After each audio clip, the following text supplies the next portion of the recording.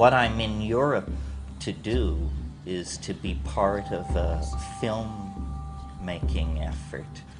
And I want to describe the project to you a little bit, simply because it's what's on my mind, naturally.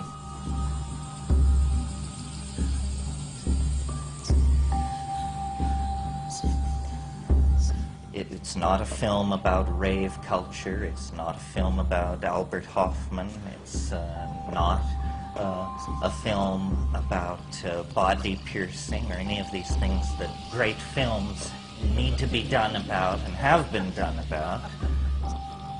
It's about one of your local heroes who is a great hero of mine, and I'm talking about Frederick V, Elector Palatine, Prince of Heidelberg, King of Bohemia, who was not content to sit back and let things happen, but was willing to launch a grand alchemical dream of a reformation of human society.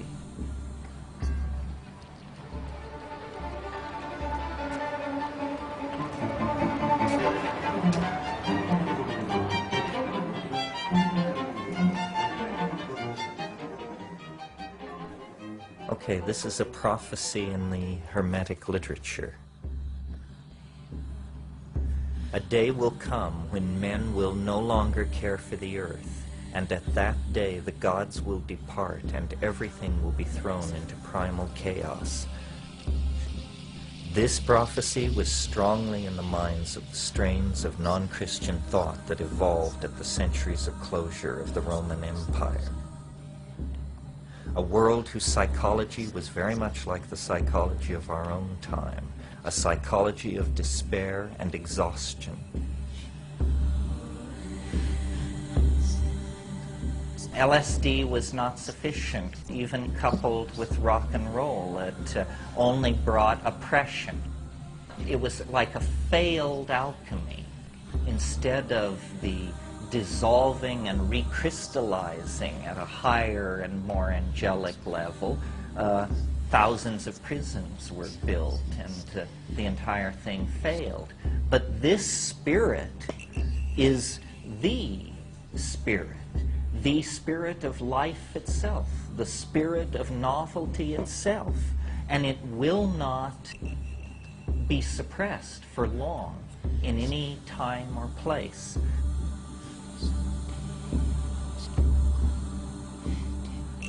So now again, it comes.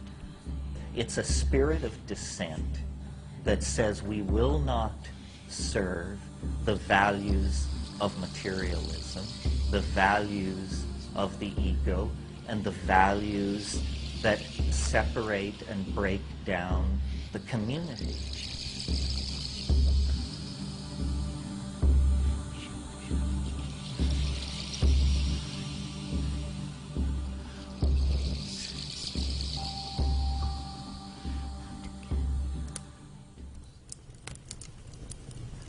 In the 120 years from 1500 to the beginning of the 30 Years' War, Europe was caught in a number of conspiracies and political intrigues directed toward moving Europe toward a magical and alchemically based society. The Protestant princes of the Northern League of Germany, especially Frederick the Elector Palatine, came to culminate this movement, but its roots lie further back in the 1580s of the 16th century. It was in this period that the English astrologer, astronomer, mathematician, navigator, and expert of espionage, John Dee, launched his famous and mysterious mission to Bohemia, a little-known incident in European history which holds clues to understanding the fate and evolution of modern science and the nature of a lost world of magical and alchemical thinking that once claimed the attention of the European imagination. John Dee, the greatest mind of the Elizabethan era, friend of Queen Elizabeth, colleague of Sir Philip Sidney, converser with angels, mathematician par excellence, determined, under the influence of the mysterious Edward Kelly, that he was to be the center of an alchemical renaissance and a secret society that would lay the groundwork for the continuation of the dream of Astrea, the dream built around the Elizabethan Queen Elizabeth I.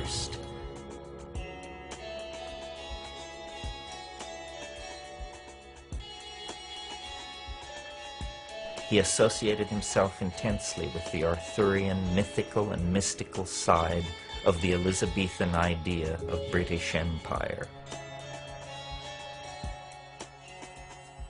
He was a Welshman. Like the Queen, he was so intensely devoted to, and like her, he shared the Renaissance mood of Saturnian melancholy.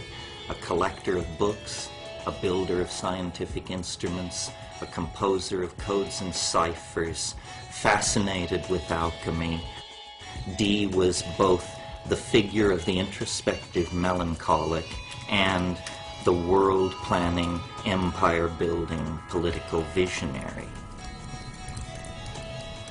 Dee was under the patronage of the Earl of Northumberland, and it was Northumberland who looted the Catholic monasteries at the time of Henry VIII. We have reason to believe that John Dee had virtual carte blanche in selecting manuscripts from those libraries that interested him.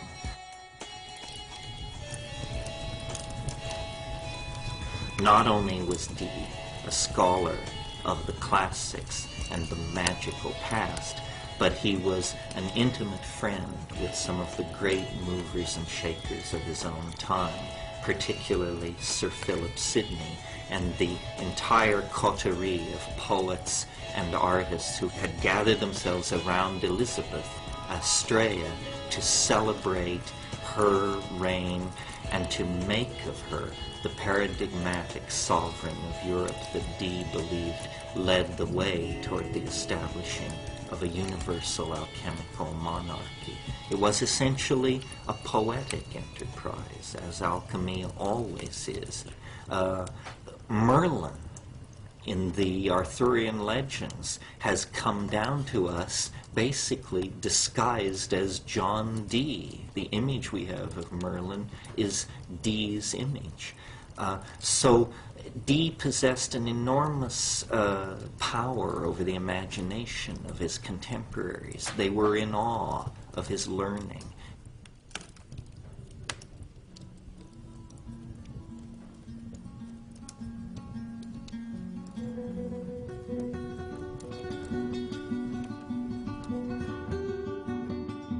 Or let my lamp at midnight hour be seen in some high lonely tower, where I may oft outwatch the bear with thrice great Hermes, or unsphere the spirit of Plato to unfold what worlds or what vast regions hold.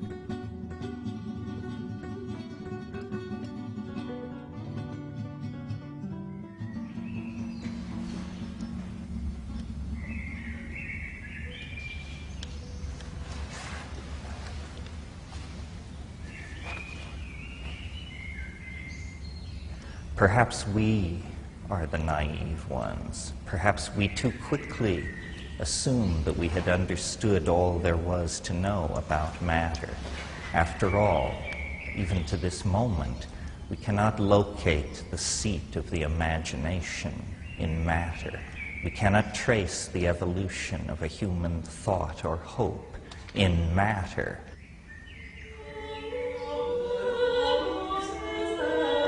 It's almost as though the alchemists, through their humility, had a deeper insight into the workings of the world than we have achieved today.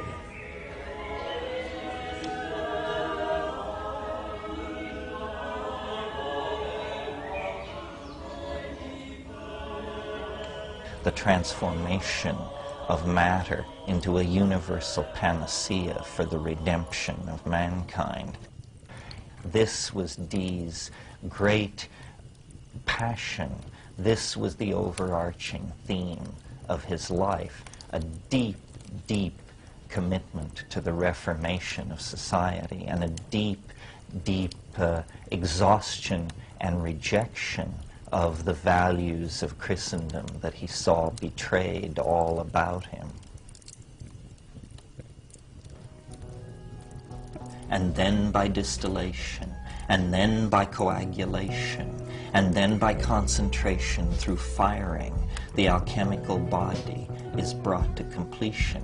These are processes that go on both within the chemical retort, the alembic, in the alchemist's laboratory, and they are processes which go on in the heart and mind of the alchemist. One process dissolves, another process separates the dross, the gross matter, from the precious. Another concentrates the subtle essence. Another raises the subtle essence to another level of refinement.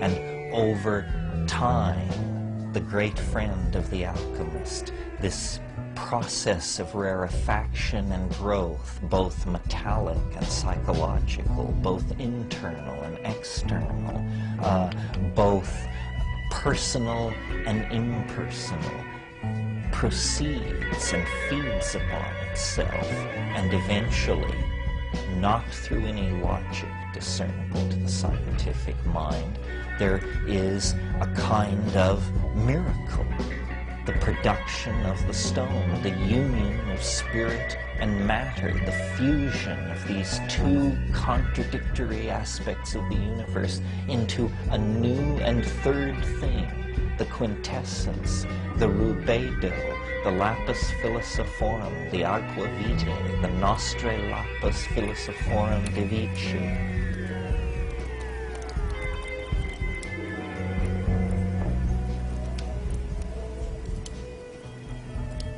I would place Dr. D at the center of this business, and then it's a dissolve to Mortlake, 1582, the angelic encounter.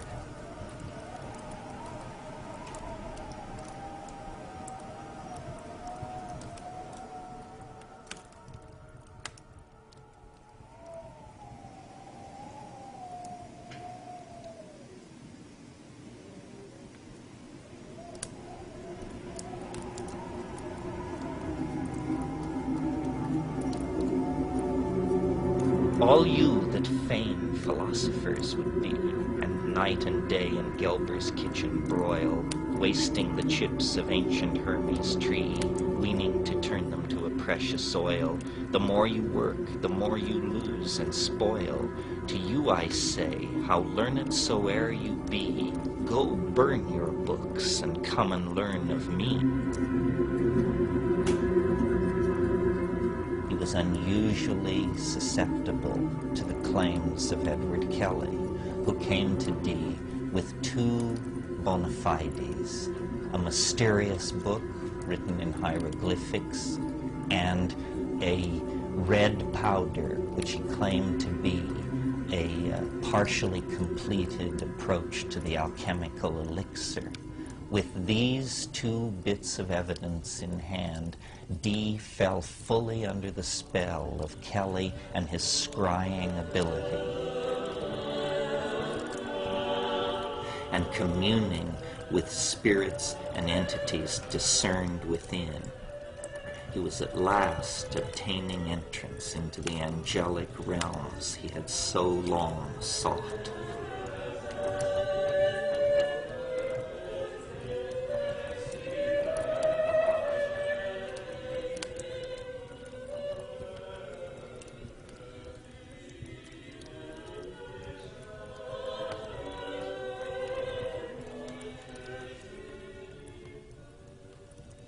The diaries of Dee show that over a period of years and on a daily basis, he and Edward Kelly would regularly retire to the inner chambers of Dee's house, first at Mortlake, and then in a series of courtly settings as they moved about Europe. And in these seances, in these settings, a vast cast of angels and voices passed in parade, always egging our protagonists deeper into the Rosicrucian Enlightenment and the political dispensation that they sought.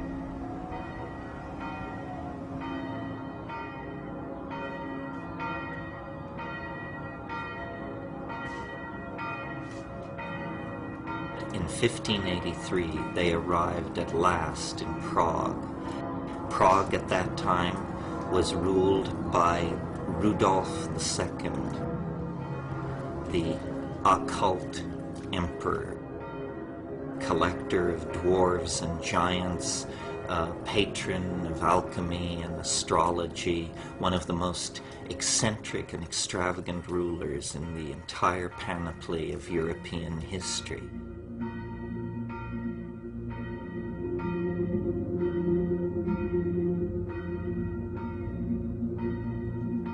And it was to Rudolf, and it was to the people around Rudolf, and the emperor's private secretary, Count Palatine Michael Meyer, it was to these established and renowned alchemists that Dee brought his plan and drew them forward toward the idea of an alchemical reformation.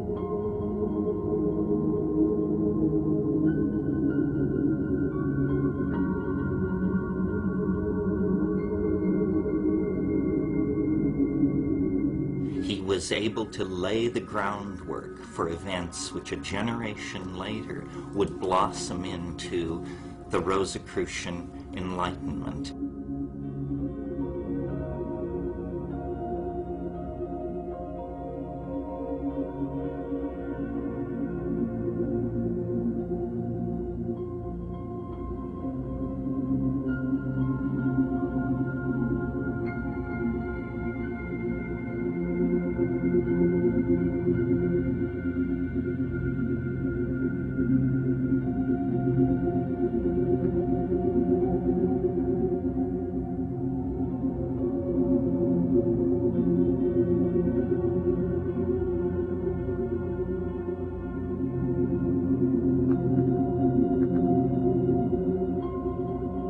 The whole of the cosmos is reflected in the mystery of man and woman, the mystery of the human mind-body interface.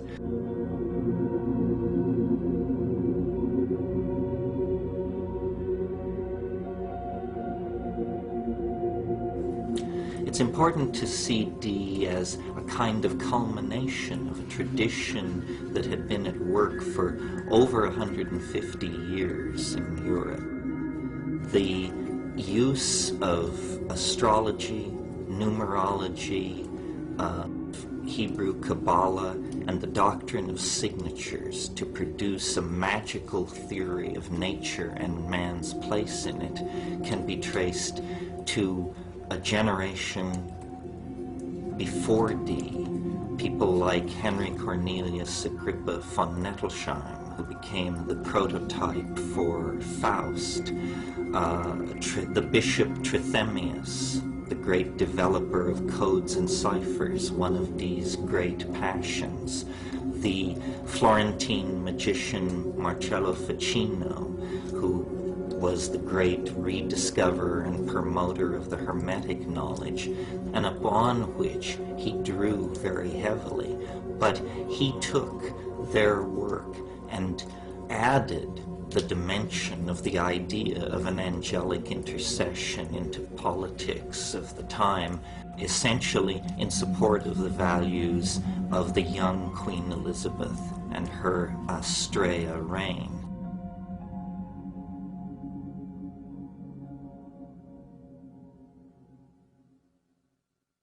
Alchemy and the history of alchemy is full of contradictions, inconsistencies, unions of opposite, if you will. The very year that the Rosicrucian manifestos claimed the attention of the European public, 1608, Dee died in poverty and disappointment in his now half-looted and abandoned home at Mortlake. The alchemical dream that Dee had sought to live was to be completed, if at all, by personalities other than himself.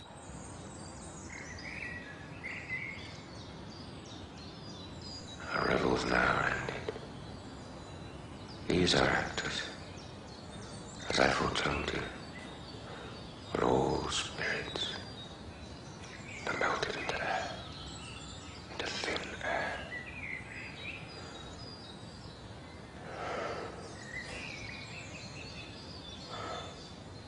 And like the baseless fabric of this vision, the cloud-capped towers, the gorgeous palaces, the solemn temples, the great globe itself, yea, all which it inherit, shall dissolve, and like this insubstantial pageant fade, leave not a wreck behind. We are such stuff as dreams are made on, and our little life is rounded with a sleep.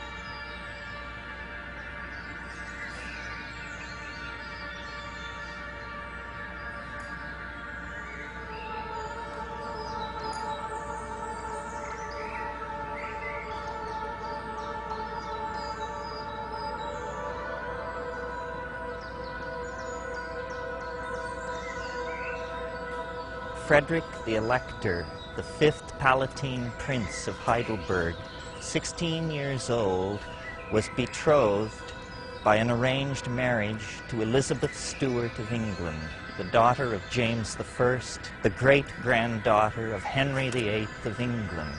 She too was but 16 years old when they were married in one of the most dramatic nuptials that London had ever witnessed.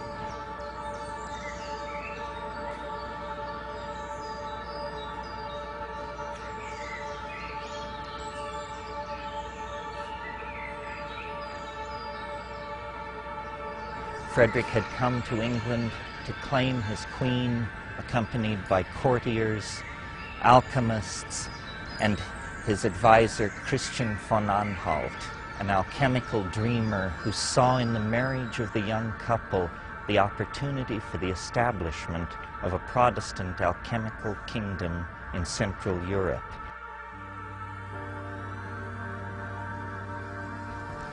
The young couple, lost in love, made their way back to Frederick's beautiful Palatinate in southern Germany, and there they intended to dwell and found a dynasty.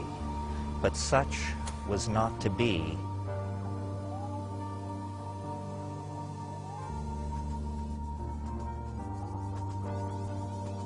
And they were the center of a movement of alchemical reformation and revolution, of spiritual freedom, and to my mind, a very sort of psychedelic world.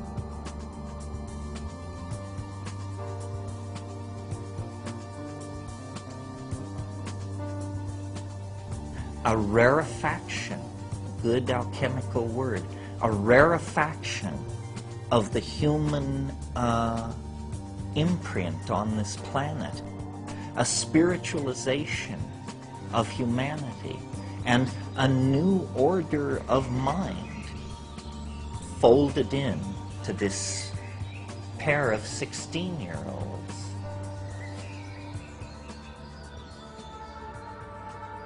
So to take an incident like the career of Frederick the Elector Palatine of Heidelberg and his bride, and make of it a kind of exemplar, a parable, a myth, if you will, the myth of the alchemical marriage, a myth that takes innocence and naivete and belief in the power of ideas to make a new world.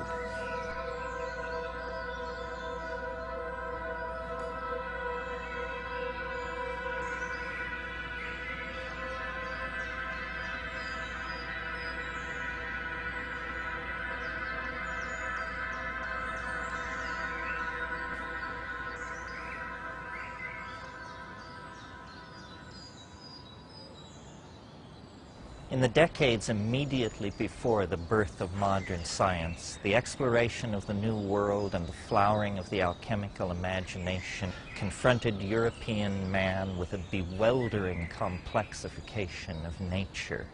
And the primary symbol used to understand this bewildering variety of phenomena was the labyrinth, the palace, the Acropolis complex, stretched through time and space, architectonic, pregnant with mnemonic possibility.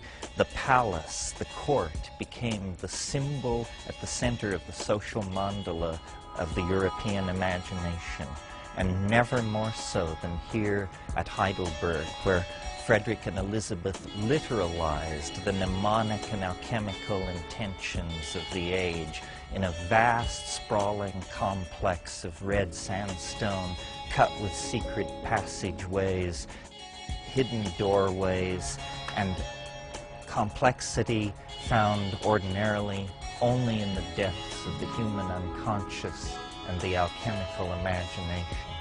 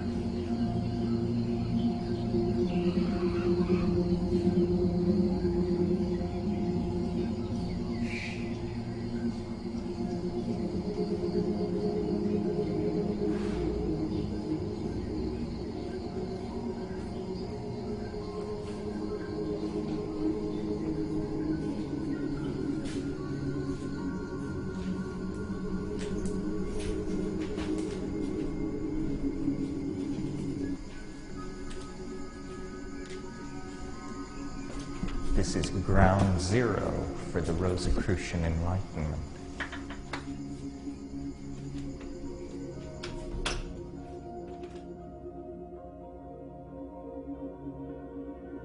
Standing here in the alchemical laboratory of the palace in Heidelberg, we are essentially at the center of the alchemical hopes of the Rosicrucian Enlightenment.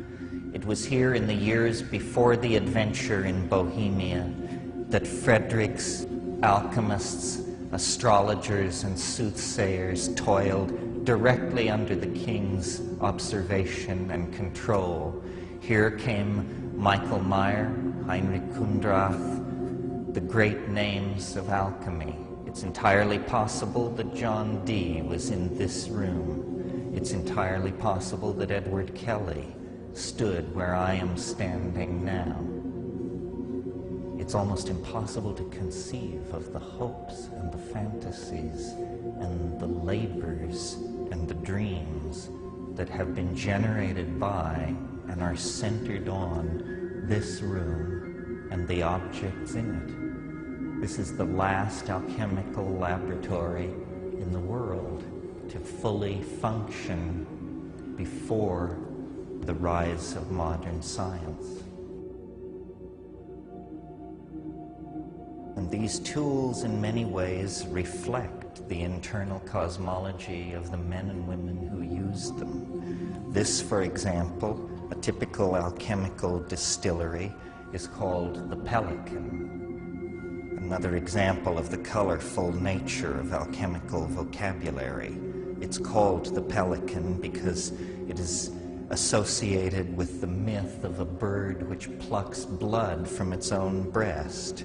The prima materia, feces, black coal, charcoal, salt niter, heated in here, brought to a high temperature, a fevered caloric state, rises into the higher empyreum of the vessel, and there, rarefied, it condenses, liquefies, and flows down into the cooler domain of the child of the pelican.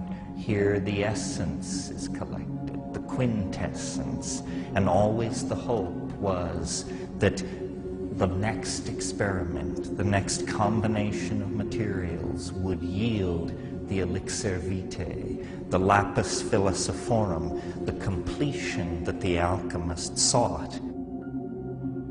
And so all this fantastic apparatus that we see around us is really not so much in the service of channeling liquids, gases, but in the service of channeling spirit out of matter and into the higher realms, where it then can be refluxed, recondensed, and the lapis philosophorum, the stone of the philosophers, the central mystery brought to completion.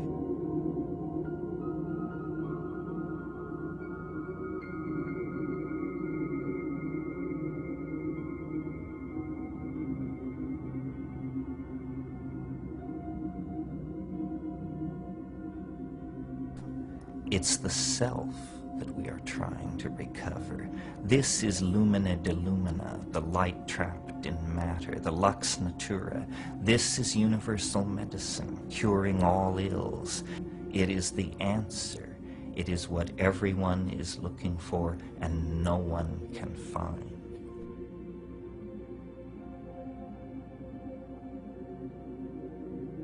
And so the alchemist toiled over the centuries, the torment of the sulfur, the torment of the cinnabar, the search for the triumphant chariot of antinomy, the search for the quintessential essence that represented the union of all the world that the alchemists saw around them.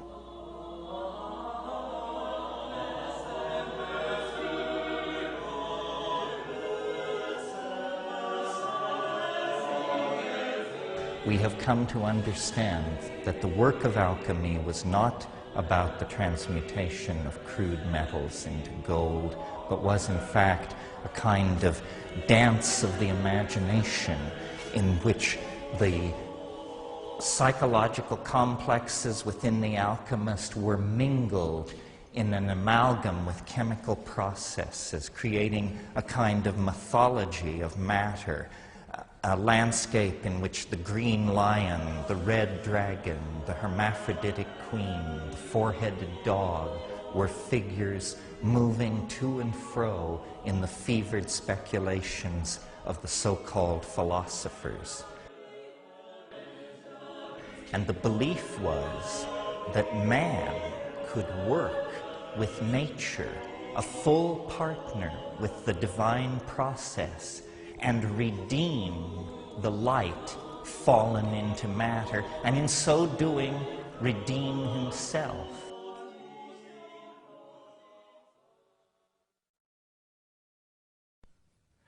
The alchemical philosophers were living in a waking dream, and many of their recipes were designed to wipe out the boundaries between waking and sleeping.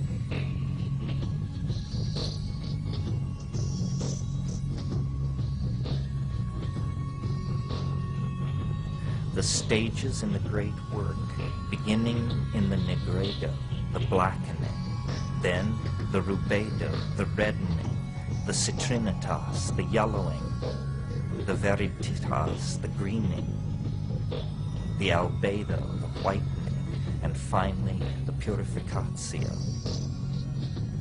So at each stage there are substages of dissolutio et coagulatio.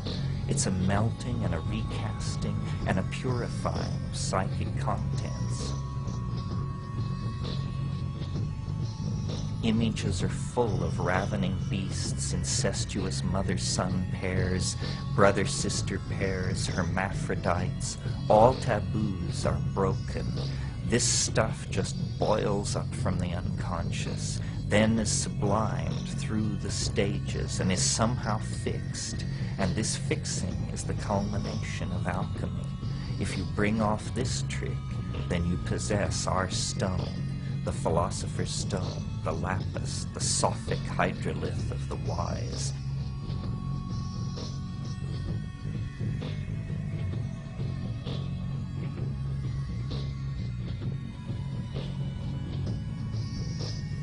In the swirling of the alembic, in the chemical processes going on in the retorts, you begin to be able to project your unconscious material.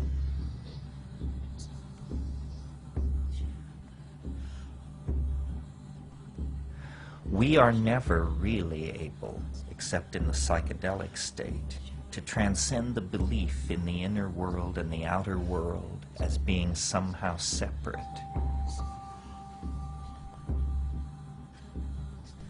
Within the context of the alchemical vocabulary, the psychedelic experience as brought to us through plants, long in the possession of Aboriginal people, appears to be the identical phenomenon.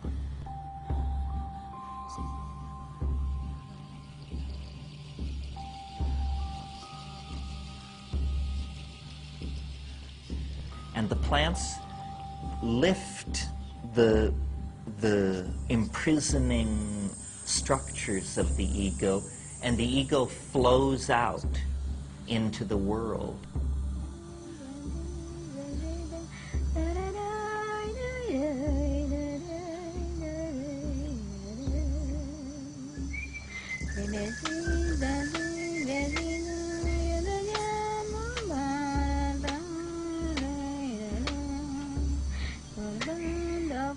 Shamanism is essentially a living tradition of alchemy that is not seeking the stone, but has found the stone.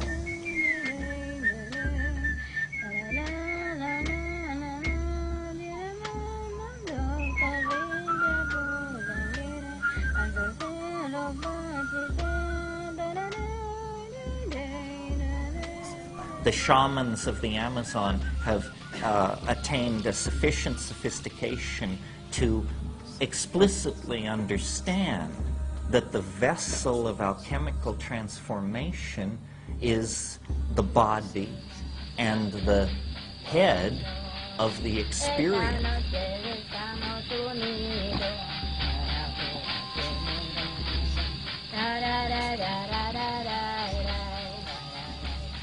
This is the alchemical vessel. This is where you will encounter the three-headed dog and the queen dissolving in her bath and the incestuous couple that combine Sol and Luna to produce the white essence of the panacea of the universal medicine. These are psycho-mental processes.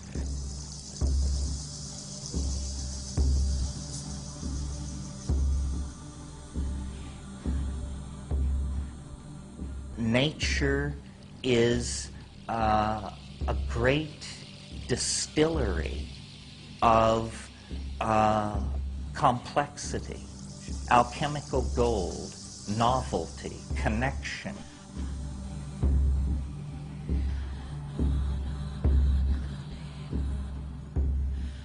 We have re-understood what was forgotten during the reductionist centuries of modern science.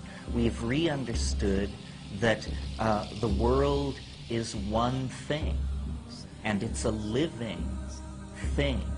It's a thing with an intent and a spirit.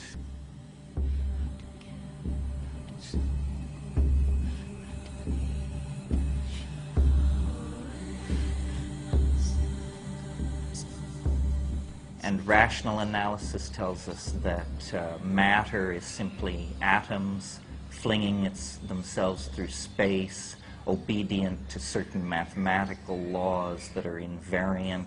And all the creativity, all the sense of connectedness that we experience as living beings, as members of a society, as human beings in contemplation of nature, all of that was denied.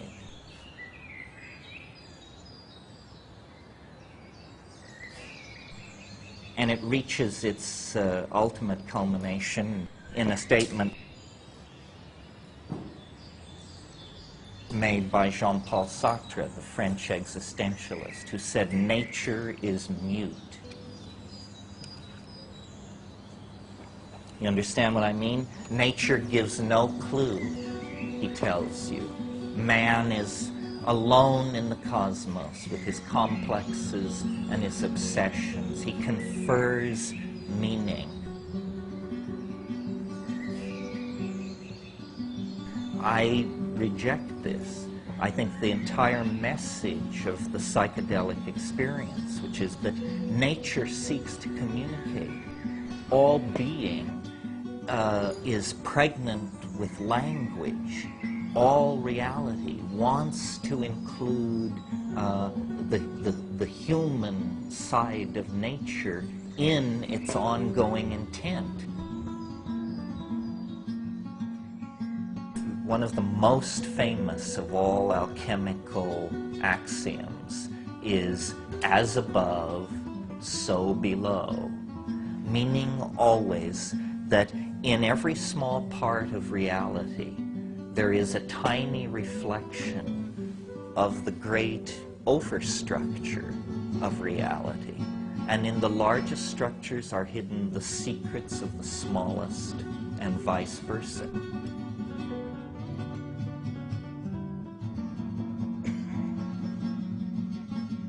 We have unconsciously imbibed the ontology of science, where we have mind firmly separated out from the world. But in an earlier age, mind and matter were seen to be alloyed together throughout nature.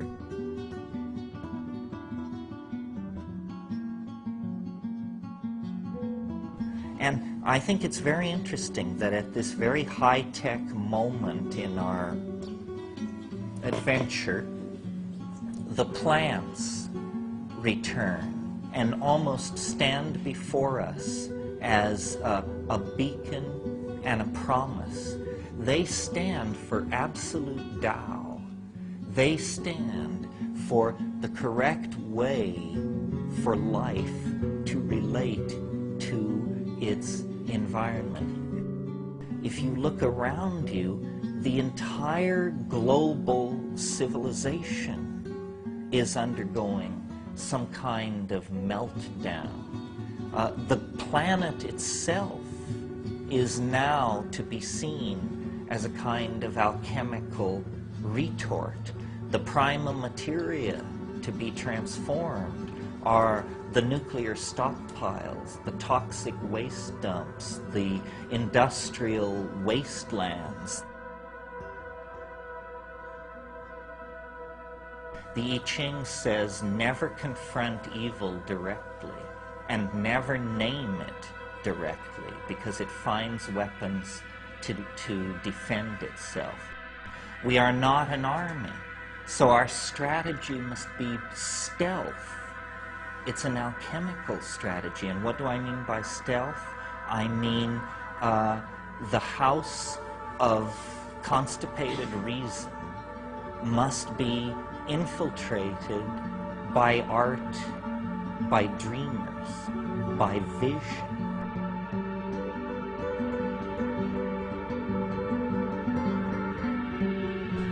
Find the others. Find the others, and then you will know what to do.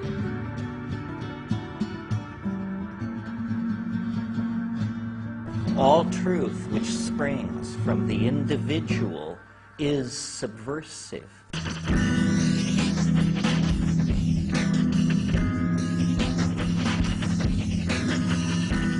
find the others, and then, using this technology, which was designed to keep track of us, to pick our pockets, and to sell us junk we don't want, use this technology to produce art. Massive amounts of subversive art. All culture is some kind of myth. All cultural stories, then, have a psychic dynamic to them. We are not an army. This is what Frederick didn't understand. He was a king, but he was not an army. Frederick, the elector, was one of 7 electors, 7 German princes whose combined vote could choose a new emperor. The politics of the situation were not lost on Christian von Anhalt and other alchemical advisors close to the young prince.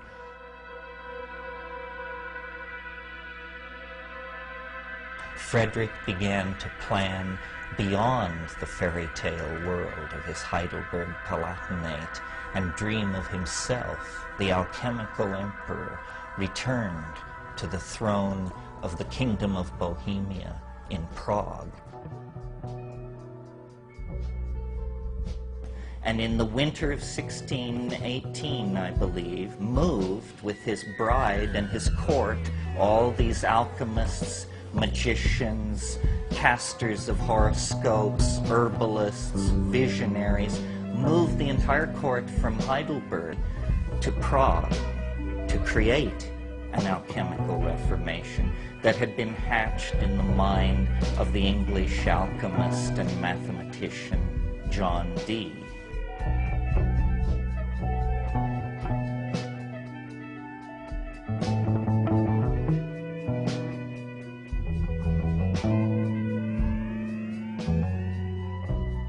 Unfortunately, the alchemical dream was not to be. Frederick's advisors had seriously misjudged the situation. James was not supporting an alchemical revolution. He was playing one side against the other, and to the idealists in Prague, such cynicism was unimaginable.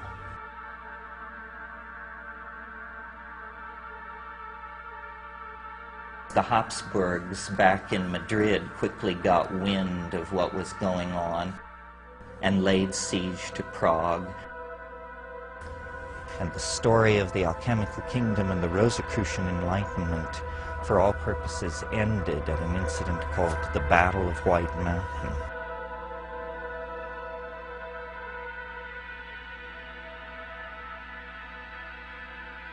And Elizabeth fled to the Netherlands with her children. Frederick was defeated at the Battle of the White Mountain.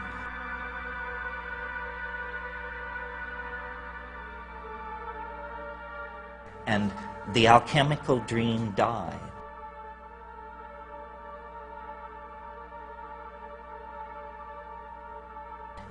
And this was really, in some sense, the beginning of the 30 Years' War. And as you know, going into the 30 Years' War, Europe was a place of popes and kings. At the end of the 30 Years' War, it was a place ruled by parliaments and peoples, and the entire medieval world was swept away.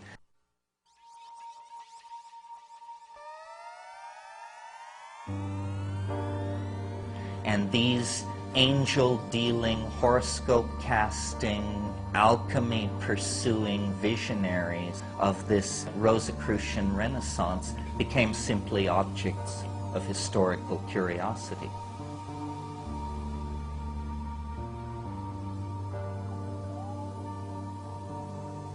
But there was an unbroken thread that, however thinly drawn, persists right up to the present moment.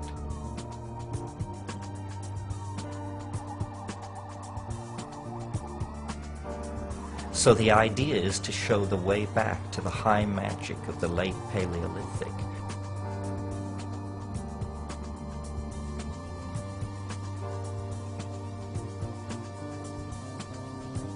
I think that what we want to do is make our way back to the alchemical garden. That's where our roots are. That's where meaning is.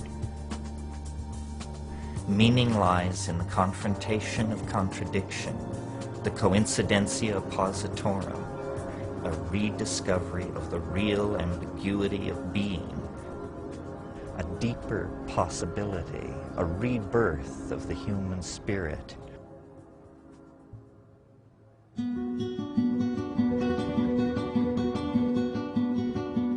In their way, Frederick and Elizabeth were acting out the dream of Camelot. In their way, they were acting out the alchemical dream of the rebirth of the king and queen. In their way, they were laying the groundwork for a new dispensation of human thought, freed from the medieval assumptions of guilt and the need for redemption, a point of view that made human beings co-creators in a magical universe with a loving deity. All that passed away with the fall of the Winter King and Queen.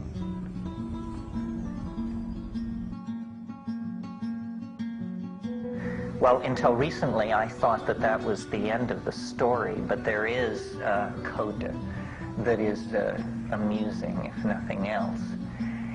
This Habsburgian army, having laid siege and destroyed the alchemical kingdom, began to retreat across Europe. In that Habsburgian army, there was a young soldier of fortune, only 19 years old, still wet behind the ears, happily soldiering and wenching his way around Europe, and his name was René Descartes.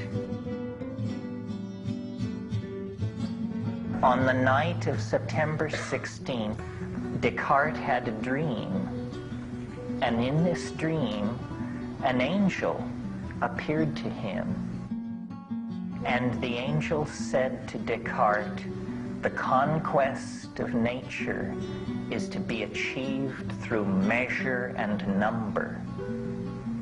And that revelation lay the basis for modern science. It's the alchemical angel, which will not die. It returns again and again to guide the destinies of nations and peoples toward an unimaginable conclusion.